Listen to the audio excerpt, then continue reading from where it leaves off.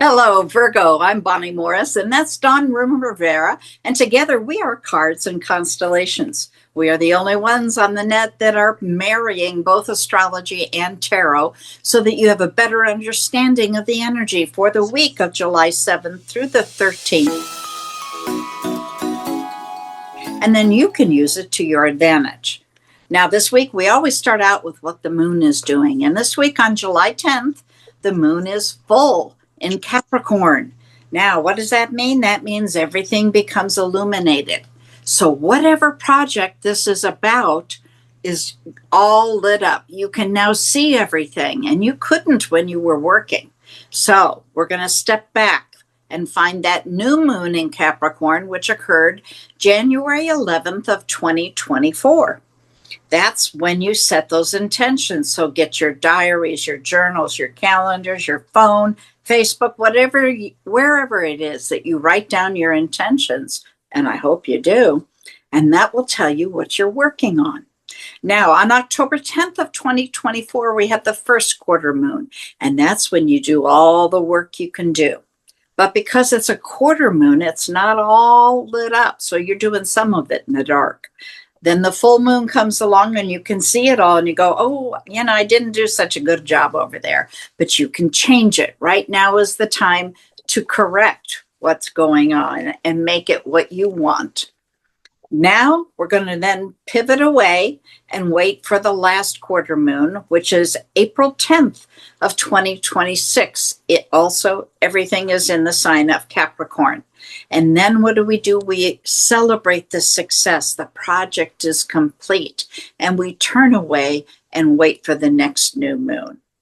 Now, what's going on with Virgo this week? In the beginning of the week, you're certainly going to feel some tension between whether to go forward and expand things or play it safe and stay home. Be brave and passionate, or let it get to you and be impatient and defensive. So choose wisely. It is a choice. When Venus goes opposite the moon, you'll have some conflicted feelings between wanting a connection and what love really looks like in your head and what it feels like in your heart. There will be a sense of optimism, generosity, and purpose. The possibilities in life as the sun is in conjunct with Jupiter. And when Venus becomes conjunct with Uranus, you may find that need for emotional freedom. But be authentic in all your relationships. You may struggle, however, with being spontaneous versus dealing with just routines. When Saturn is conjunct with Neptune, you're going to merge your imagination and the structure that Virgo always likes. You'll be able to channel your dreams into meaningful, grounded effort, or be overwhelmed with the ideals and struggle with the clarity. As I have said in other readings, there will be a collective healing this week and a powerful inner growth and understanding. The change is necessary and possible. The middle of the week has that full moon, so be prepared as you will feel the pull between the sun and the moon, between yourself, your identity, and the emotions. It will be highlighted by this moon. Take the initiative, be confident and assertive, and balance that with kindness. You may make an inspiring, grounded companion.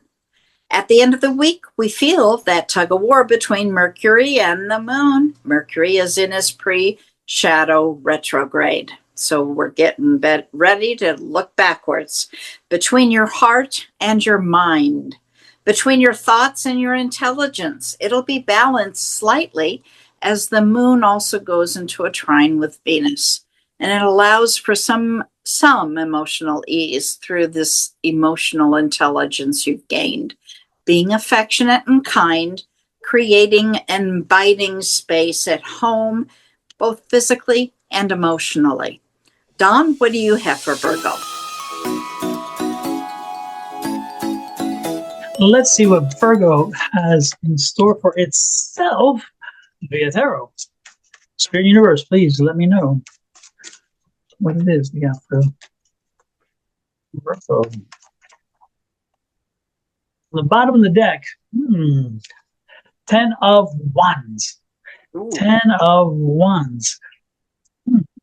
It's interesting. Generally, when I see a 10 of Wands, it's a good feeling. It's a good thing because it's like it's job well done. It's bringing closure. It's okay. I'm seeing something come to an end. But with this and some energy I was speaking of earlier, I feel like something's coming to a closure. But I feel like there's some feeling of mixed emotions. It's not just a. It's not like It's not. It's not that you're totally not thrilled that it's closure.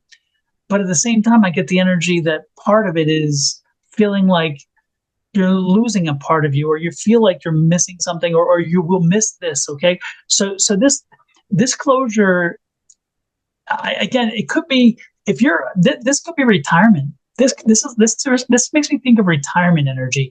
If you're looking to retire, you probably did. If you graduated, this is a graduate too, because yeah, you're ready to move on to the next level. You're ready to move on to your next step in life, but you're going to miss the school life, and so it's like a mixed emotion. It's some good and bad and a mixed thing. And so you're actually, with this closure, unlike a lot of them that come with this energy where you're like, I'm excited about what's ahead of me and I'm not caring. There's a mixed bag of, I'm leaving something behind too. And maybe it was such good memories that you're like, oh, I'm going to miss that. I'm going to miss this. You could be even moving.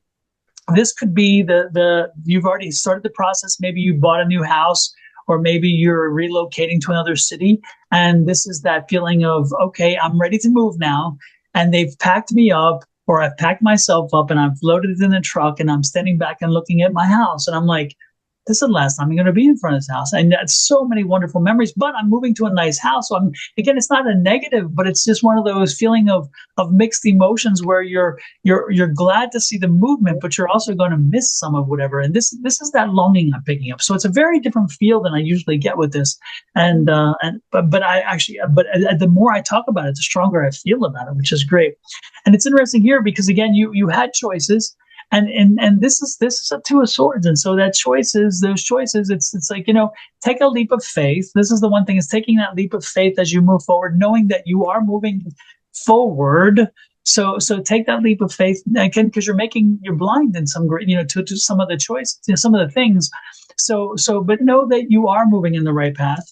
And so if part of that is concern about maybe not knowing what's in front of you, know that the universe isn't going to steer you wrong. And that closure, this is a good closure. Again, this is bringing closure to something and so forth.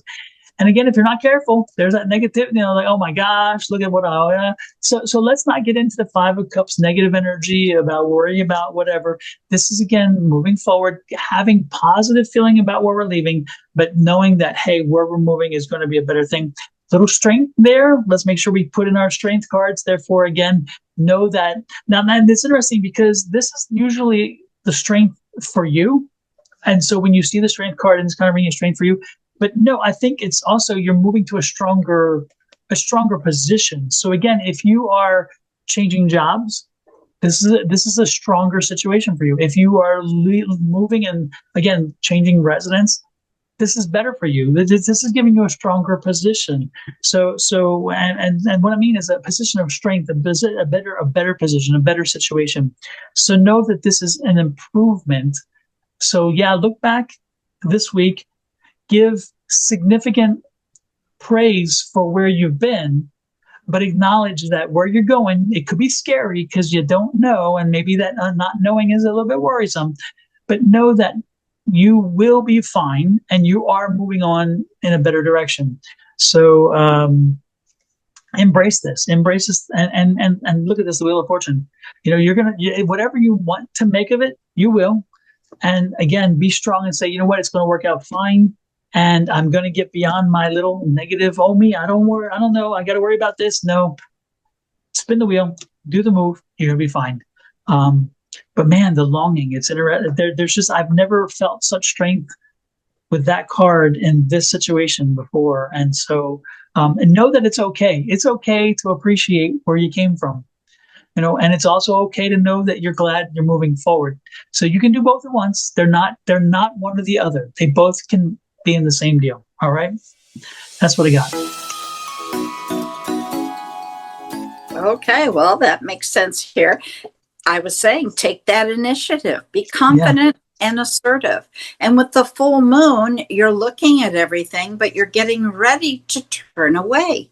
Yeah. Okay. So, honor the past, but embrace the future. Amen, amen, amen. So, Ms. Bonnie, how can these folks show us a little love? Oh, all we need from you is for you to hit that subscribe button and set that notification bell. If you're on my channel, you're a love goddess, then go over to Sonoran Mystic Tarot and do the same thing there.